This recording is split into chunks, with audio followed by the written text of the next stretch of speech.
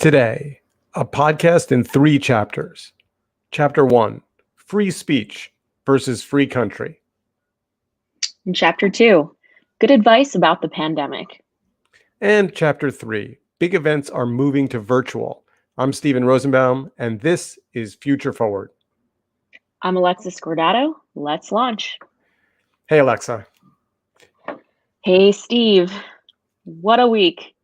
You know, there's been a lot of media made in the last 2 days, and part of what I like about what we do when we try and stack up the stories to talk about on the podcast is like we don't need to retread a lot of stuff that people have gotten from 9,000 other sources, but we also don't want to ignore the elephant in the room, although elephant doesn't seem big enough.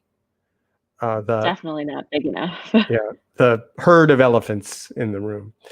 So we're going to try and think about Wednesday and Thursday and Friday and Saturday and these last 4 days in terms of the space that we cover best, which is technology, society, and the kind of connecting point. So let's start, if it's okay with you, at kind of an academic level, and then we'll dig into we could talk for 2.5 hours about all of the details of tech and Twitter and all that stuff, and we will. But I think it would be good just to start with kind of a level set, which is this phrase free speech, which gets thrown around casually and a lot. Right. I think there's this misnomer that free speech equals I can say whatever I want, whenever I want, wherever I want, and there are no consequences for that. And that's frankly false.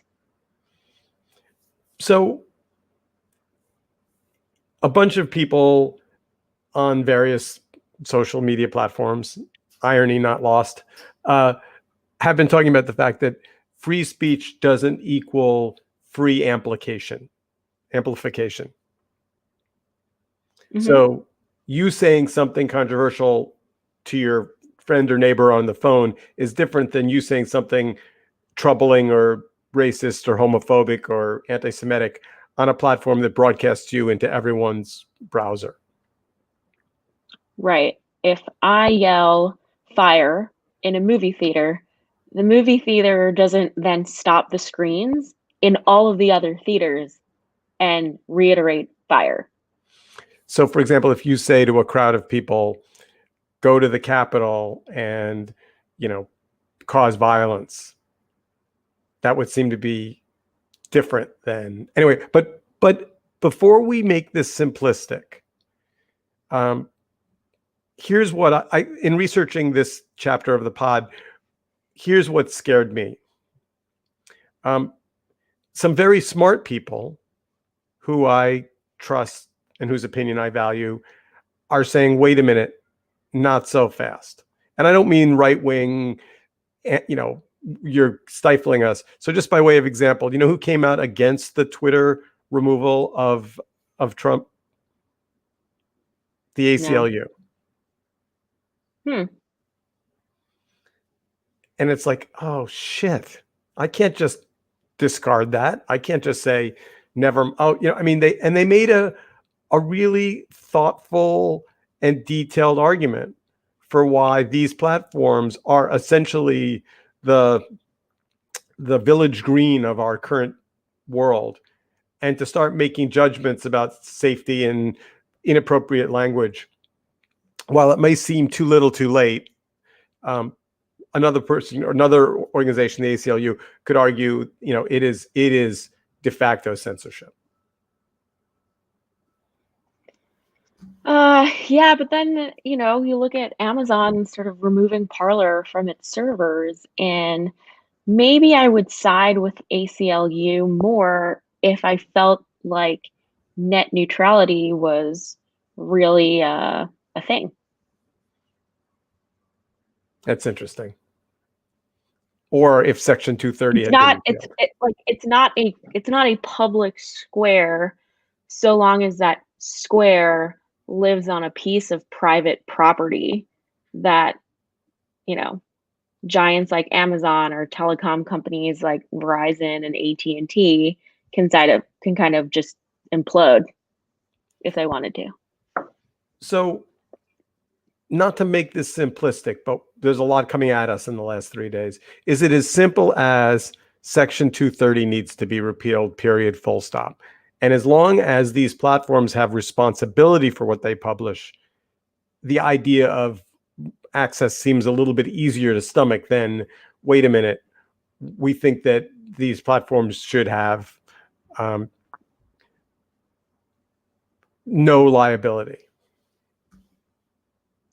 I mean, I think liability, accountability, like something definitely needs to change. How this happens, I don't know if repealing Section 230 is going to just uh, be a one-stop shop for everything's fixed now. I think there's just so much nuance to it, but I do think that everyone can officially agree that we need regulation. So there's a good article. I like to recommend things to our audience that are relevant. And there's a good article from The Conversation, which asks the question, free speech in America, is the U.S. approach fit for the purpose of the age of social media? Very thoughtful, very kind of carefully written. I think it's worth a read. We'll put the link in the show notes. But I guess what I worry about, well, I worry about a lot of things this morning, but I worry that people are using the word free speech as a bumper sticker, not as a conversation, not as a thought.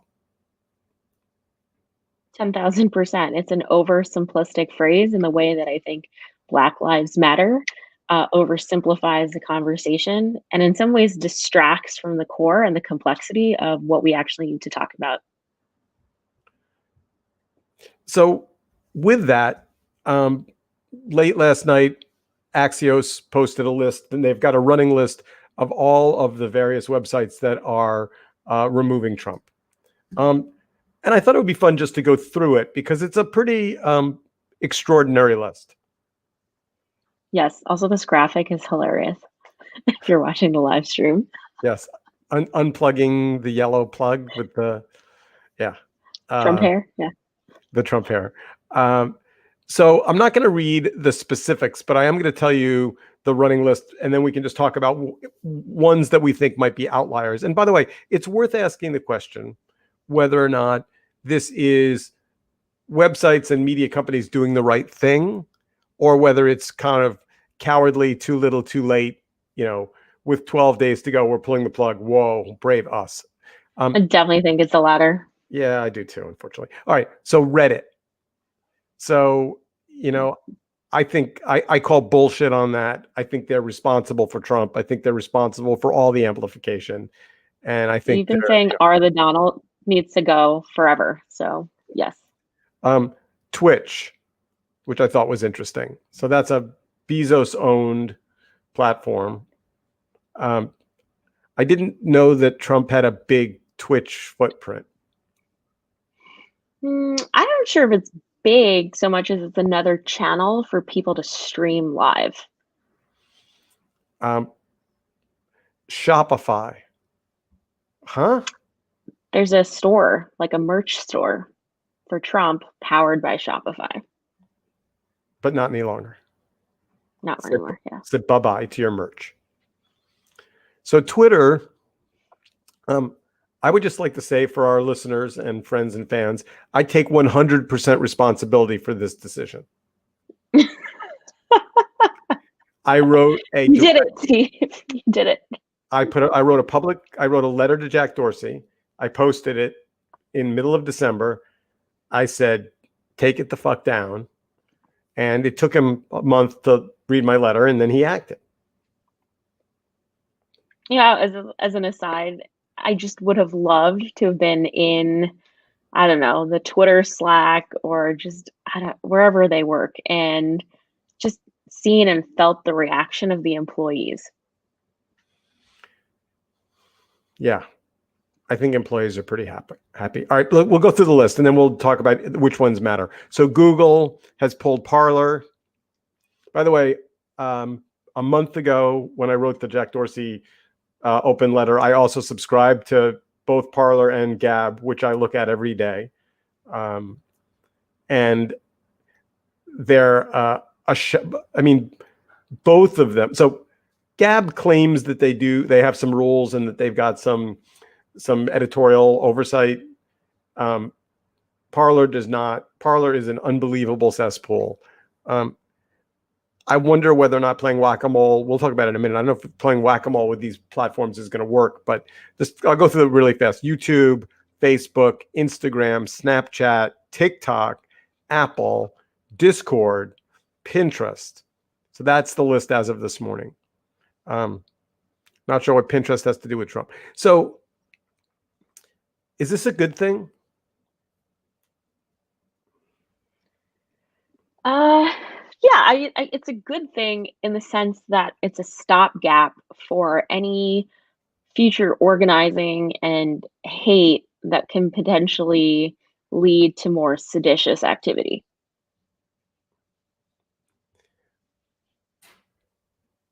So before You look Wednesday, conflicted, Steve. well, no. It's Before not good. Before Wednesday, there was a whole. I mean, we could spend the whole podcast. We're not going to do it. But we could spend the whole podcast going through the list of, you know, what happened in. This was an interesting week in American history. First of all, the president threatened tried to twist the arms of the Georgia Secretary of State. Is that right? That was Sunday, a week ago, which Yeah. just feels like ancient history. And what's baffling about that is, let's assume for a moment they didn't record the call. Let's assume, and by the way, Trump called him 18 times before he took the call. So yeah, your phone's ringing, it's the White House, they're calling. You decide to record the call because you know there's. What if he'd been told yes? What if Georgia had come out and said, we just found 11,000 votes and we're overturning the election? That wouldn't have changed the outcome of, the electoral numbers dramatically enough to change the outcome. So why would you go for that if you're Trump?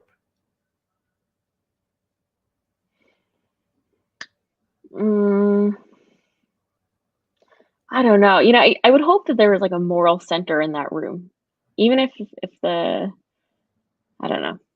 But I'm asking a math question, which is, he seemed to have the math figured out. So someone next to him had written all this down and given him the numbers. You need this many votes, and assuming that Georgia had flipped and that he'd be able to twist the arms of the Georgia officials, which is insane. He still would need to have turned. I don't even know the math. Maybe one of our listeners can jump into the chat, but he would have had to flip Pennsylvania, and there was one other. Arizona. Yeah, right. So it wasn't like that call was going to result in him winning. But it would have set a precedent that would have given him a potential path or a shot to have a conversation with other states. It's still a long shot. He was grasping for straws. I don't really know if there was a strategy or this is just a person who hates hearing no and doesn't like when things don't go his way. So I guess we'll leave that to historians. I think that the role of quote unquote social media is going to be deeply conflicted going forward. For sure. I mean, if you look at conversations around, Donald Trump's Twitter presence and the fact that, it's seen as official White House communication, I think there needs to be like a new set of social media guidelines and policy for future elected officials. Just because Joe Biden has a Twitter account, for me, it's like I would love to move towards a place where at POTUS is really the only sort of sanctioned official thing. If Joe Biden wants to tweet about the Yankees, cool. That's his personal Twitter account. But in terms of like integrity and protecting the office and rules of engagement, I don't know. There's just we just need to carve out sort of policy standards, guidelines, and then that also needs to line up with policy and regulation at the federal level. I absolutely agree. But I also think I guess the thing I wanted to get out of this podcast is, do we think that we pulled the curtains away and there's now sunlight and we can actually start to rebuild? Or are we on a downward spiral that hasn't hit bottom yet? We're at a fork in the road, right? Again, I think it's like there is a big stopgap this week with all of the platforms taking a stance, but it's completely reactive to the actions of one individual. And so we But hold on a second, because I'm not sure I agree with that. I mean, the GOP met in Florida on Friday, a day and a half after an attack on the US government, and completely and totally supported Trump. Yeah, I know, but I'm saying all roads lead to Trump. Yeah, this is something that we've been living with for 4 years. All of the fears from 2016 have come to fruition in many different shapes and sizes. And so, no, it's not like anything that happened this week, like from a platform standpoint, eradicates what has transpired over the last 4 years. It's probably going to take us at least the next 4 years to rebuild. Do I think we can do it? Absolutely. But it comes at multiple dimensions. Again, federal regulation, part one, corporate responsibility, part two, and then three, a major shift in behaviors, attitudes, and norms from the constituents. And that's probably the wild card. I just feel like so much of America is brainwashed, including our elected officials. And they say the same thing about, liberal, progressive, fake news media. So part of what I think is important about Wednesday is the President of the United States organized an event. It was organized. He went and spoke. It wasn't like it didn't happen from grassroots. This was an organized, planned event. He said to people, "You're going to have to fight. Let's go to the Capitol. I'll go with you." He didn't. I'll see you January 6th. Yeah. Yes. And this crowd of armed, angry protesters then went and attacked Democrats, Republicans, independents, and went hunting for the Vice President of the United States. It's very hard to put there's no nuance on this. I mean, if we were covering this in anywhere else in the world, we would call it a coup attempt. 10,000%, yes. So it's been interesting to watch the media try and struggle with what to call the members of that crowd. Like rioters, protesters, mobsters. They're struggling with, with language, and I've seen domestic terrorists though, more than I thought I would. I'm going to try a new phrase out. I spent some time trying to I get frustrated when I listen to the mainstream media and they can't decide if they're a bunch of ragtag kooks or whether or not they're an organized. I think it's very clear to me what they are. I think that group of people was and is Trump terrorists. They're organized by Trump. They're led by Trump. They follow Trump. They take instruction from Trump and they acted on his instruction. Yeah. I can get by that. I can get behind that. Trump won't lower the flags in the Capitol to half-mast for the dead Capitol police officer. That's not surprising, because he'd say, "What about the four individuals who died storming the Capitol?" Have you seen the video of the woman who was shot? I did, and then also the police officer who was like caught in the door. I'm sorry, but not the video of her from the Capitol, but the video of her in the car driving to Washington. No, not that. I saw the woman on the private plane. The woman who got shot video is the scariest thing I've ever seen in my entire life. Wow. I wish I had it queued up. I'd show it to you. Anyway, so chapter 1, changes in social media.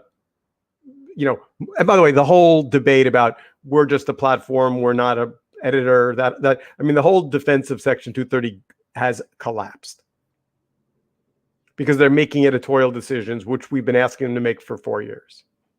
Right. What do you think of AWS shutting down Parler?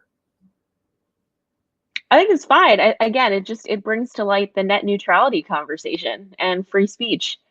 It's just the biggest self-own. The people who are like, "Oh, you can't suspend these platforms and regulate," are the same people who left, these big giants with the keys. They just don't understand how it works.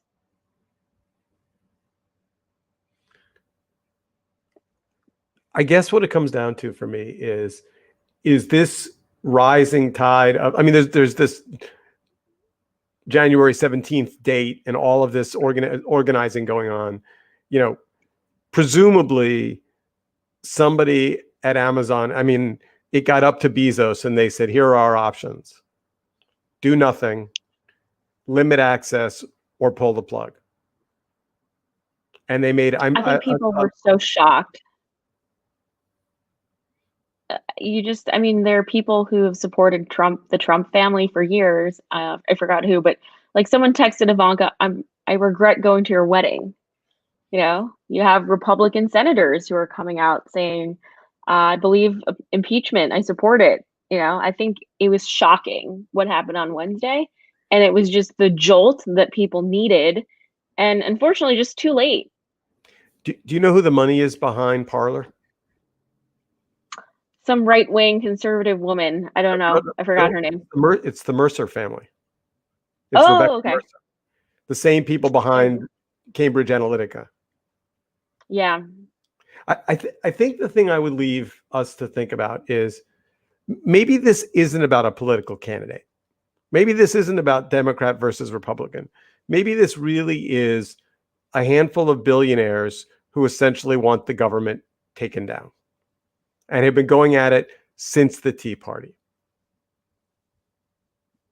I'm not sure if it's government taken down so much as I am perched in my tower of privilege, power, influence. I want more of it. And to the extent that I can control institutions that preserve that power and influence, I'm going to do that. And so there's no moral center. The moral center is what keeps them safe and taken care of. All right, let's move over to chapter 2. Because another happy chapter, Steve, the pandemic, because that's still a thing. So we've been without federal leadership on COVID almost since the moment it showed up on our radar. Finger pointing, blame the states, too much testing is bad. Let's, books and books and books will be written about this moment in American history. So Biden showing up and saying with absolute clarity, we're going to do some stuff on day one. Like we're going to release the COVID vaccine that we have. I love that move. Mm-hmm. And otherwise they're going to sit on the shelf and expire. We Now, by have the way, to we have to act with urgency. I get that one shot isn't nearly as effective as two, but I think what the Biden folks figured out is to get a federal database, to get every shot managed at the federal level, to figure out when the second one is due, to figure out which shot you took, whether you took it in New York or Florida. Like, there's just the infrastructure to manage that at the federal level is not going to happen overnight. But boy, it would be great to see the states relieved of their duties and the federal government coming in and setting up, a federal plan to deploy the vaccine. Yeah, I mean, ideally, it's in partnership with, state leadership, but yeah, more of So that. we promised on the rundown that we would talk about some specific things people can do between now and when they get the vaccine. And we went looking for the best advice we could give because there's a lot of noise out there. Um, I think it's fairly straightforward. It's transmitted by air, so don't breathe other people's air. I mean, I don't know about you, but when I walk down the street and there's someone walking toward me and they're not wearing a mask, I cross the street. Even though I'm wearing a mask, I cross the street because we don't eat indoors. We don't go. We have everything delivered. Interestingly enough, even though we still wash our hands and wear gloves, it seems like it's not transmissible by items, by hands. Yeah. Which no one's ever said out loud. But like I remember when we were going to outdoor restaurants in the fall, being very freaked out if our waiter or waitress wasn't wearing gloves. Mm-hmm. And that seems to have tamped down. I think about hospitals a lot. I mean, if I got injured, if I cut my hand or had some kind of, I would not go to the emergency room today. Mm-hmm. So you're thinking about the health system as a whole. Yeah.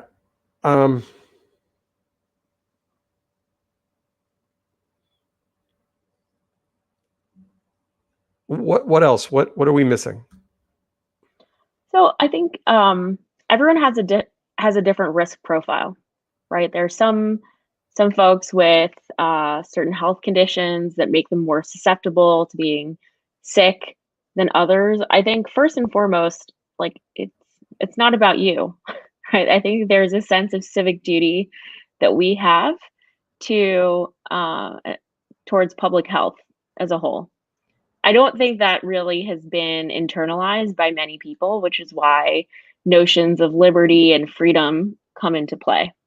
And so there's an aspect of selfishness that I think people need to just acknowledge, or selflessness.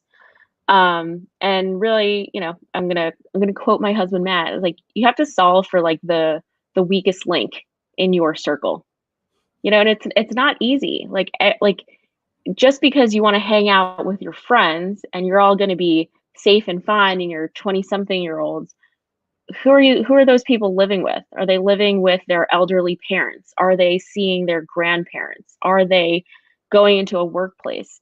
I think the best thing that I could say for people is to be very clear with their level of comfort and who is the person who is the most at risk, and what the group collectively needs to do to keep those people safe.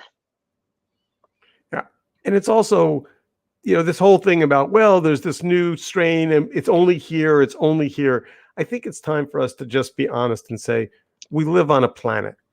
We're like dumbasses because the people who say that, yeah, this virus was in Wuhan, Christmas 2019, and we were all chilling like, oh, this is not going to affect me.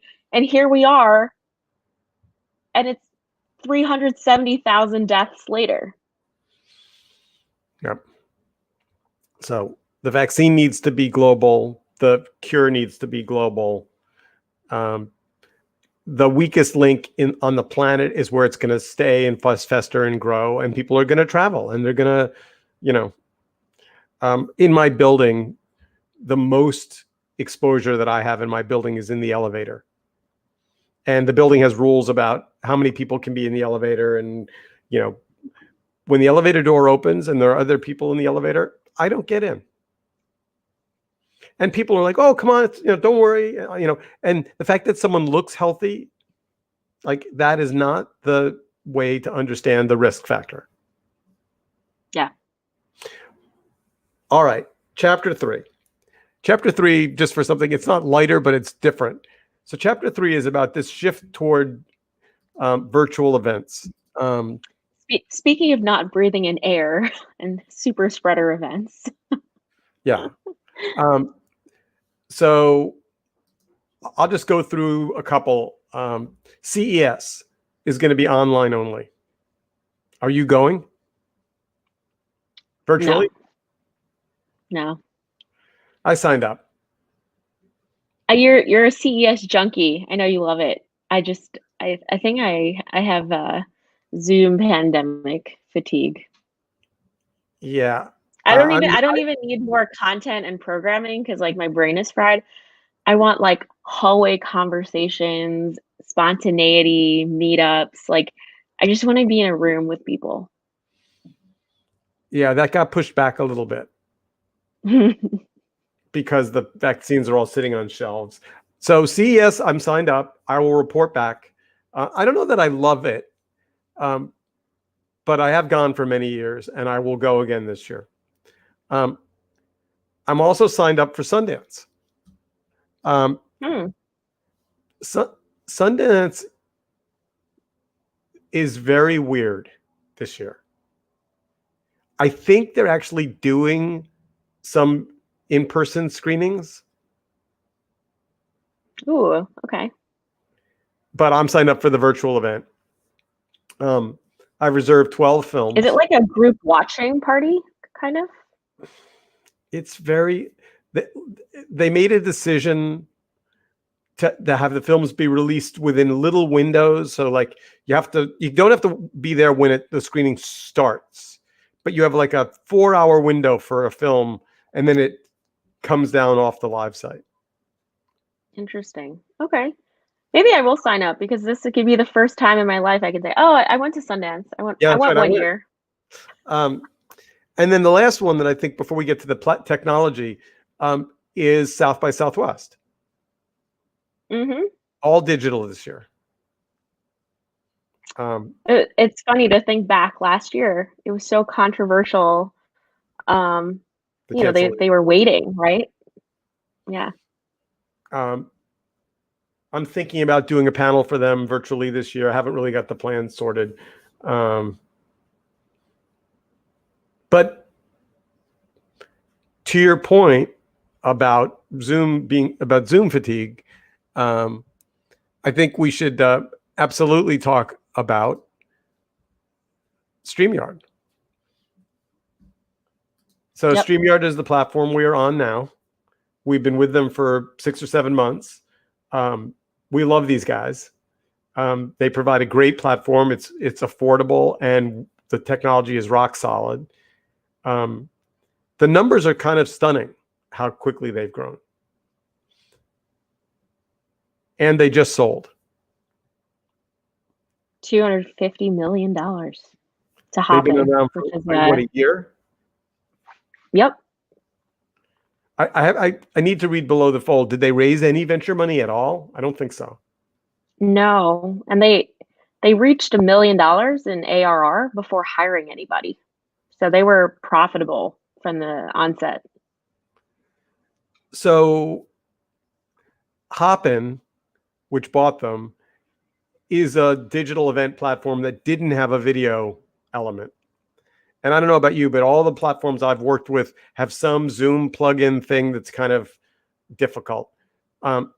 We considered Hopin for the Media Lab Summit, took a good look at it, liked the platform and liked the offering, but it was expensive.